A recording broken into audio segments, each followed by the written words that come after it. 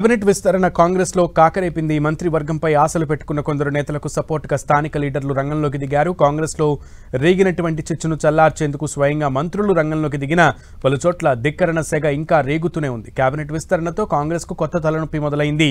మంత్రి పదవి దక్కిన వాళ్ళు ఫుల్ హ్యాపీగా ఉంటే పదవి ఆశించి భంగపడిన నేతలు అలకబూనారు. Bodhan MLA Sudarshan Reddy, Munugode MLA Komatireddy Rajagopal Reddy, Mancherial MLA Premsagar Rao, Devarakonda MLA Balu నాయకులు తమకు తప్పకుండా మంత్రి పదవి వస్తుందని ఆశించారు.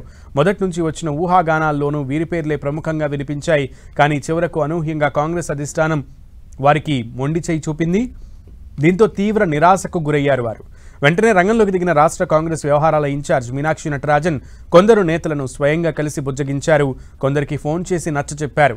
అయితే వారిలో అసంతృప్తి జ్వాల మాత్రం తగ్గనట్లు కనిపిస్తోంది. దీంతో ఈసారి మంత్రులు బుజ్జగింపుల పర్వంలోకి ఎంట్రీ ఇచ్చారు. మీనాక్షి నటరాజన్ మంతనాలు, మంత్రుల బుజ్జగింపులు ఒకవైపు సాగుతుండగానే పీసీసీ అధ్యక్షుడికి బోధన్ కాంగ్రెస్ నేతలు వినతిపత్రం ఇచ్చారు. బోధన్ ఎమ్మెల్యే సుదర్శన్ రెడ్డికి మంత్రివర్గంలో చోటు కల్పించాలని డిమాండ్ చేశారు. లేదంటే మూకుమ్మడి రాజీనామాలు చేస్తామని బోధన్ కాంగ్రెస్ నేతలు హెచ్చరించారు. మంత్రి పదవి ఇవ్వకుంటే జిల్లాలో కాంగ్రెస్ కు భవిష్యత్తు ఉండదని వారు చెబుతున్నారు. అటు మంచిర్యాల ఎమ్మెల్యే ప్రేమ్సాగర్ రావుతో డిప్యూటీ సీఎం భట్టి విక్రమార్క భేటీ అయ్యారు. మంత్రి పదవి ఆశించి భంగపడ్డ ప్రేమ్సాగర్ రావు అలక వహించడంతో నిన్న ఆయన్ను కాంగ్రెస్ వ్యవహారాల incharge Meenakshi, PCC chief Mahesh Kumar Goud బుజ్జగించారు. ఇవాళ ప్రేమ్సాగర్ రావుతో డిప్యూటీ సీఎం భట్టి విక్రమార్క, మంత్రి పొన్నం ప్రభాకర్ భేటీ అయ్యి ఆయనకు నచ్చజెప్పారు.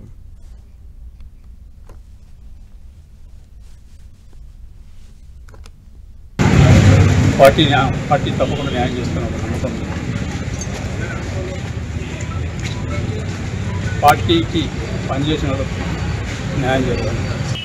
ఈ కుటుంబాన్ని వదిలిపెట్టి ఎక్కడ పోయారు, ఈ కుటుంబం నాతో పాటు ఉంటుంది. నేను ఉన్నా లేకున్నా నాతో పాటే వాళ్ళు ఉంటారు. నేనున్న రోజు వాళ్ళ మీద ఇక వాళ్ళ స్కీమ్ వాళ్ళ ఏ రకమైన నష్టం అవుతుంది అదే బాధ్యత.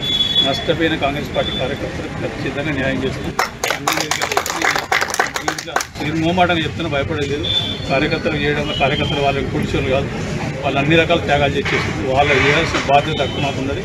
ఖచ్చితంగా పనిచేస్తాం. లేబడికి ఇక రంగారెడ్డి జిల్లా హయత్ నగర్లోని ఎమ్మెల్యే క్యాంప్ ఆఫీస్లో మల్రెడ్డి రంగారెడ్డితో మంత్రి శ్రీధర్ బాబు భేటీ అయ్యారు. మంత్రి పదవి రాకపోవడంతో రాజీనామా చేస్తానని ఎమ్మెల్యే మల్రెడ్డి రంగారెడ్డి ప్రకటించారు. వెంటనే అలర్ట్ అయిన కాంగ్రెస్ హైకమాండ్ మల్రెడ్డి రంగారెడ్డిని బుజ్జగించింది. నిన్న పీసీసీ చీఫ్ మహేష్ కుమార్ గౌడ్, మంత్రి పొన్నం ప్రభాకర్ ఆయన ఇంటికి వెళ్లి నచ్చచెప్పారు. అయితే ఆ సమయంలోనూ ఆయన కొంత నిస్పృహగానే వ్యక్తం చేశారు.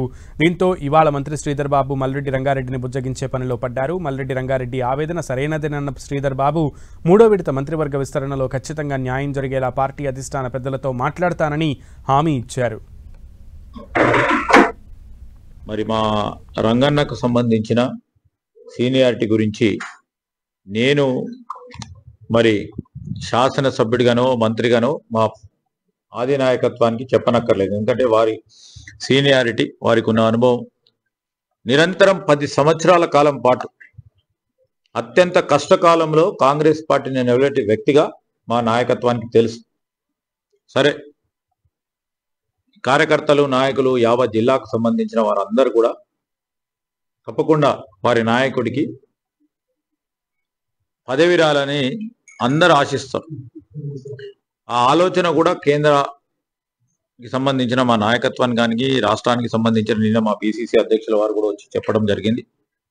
ప్లస్ మా ముఖ్యమంత్రి గారు కూడా దృష్టిలో ఉంది. తప్పకుండా మేము కూడా వారి గురించి కాదు, ఇక్కడ పార్టీ కార్యకర్త నాయకుడి ఆవేదనను తప్పకుండా కేంద్ర నాయకత్వానికి, రాష్ట్ర నాయకత్వానికి, ముఖ్యమంత్రి గారికి తెలియజేస్తాం.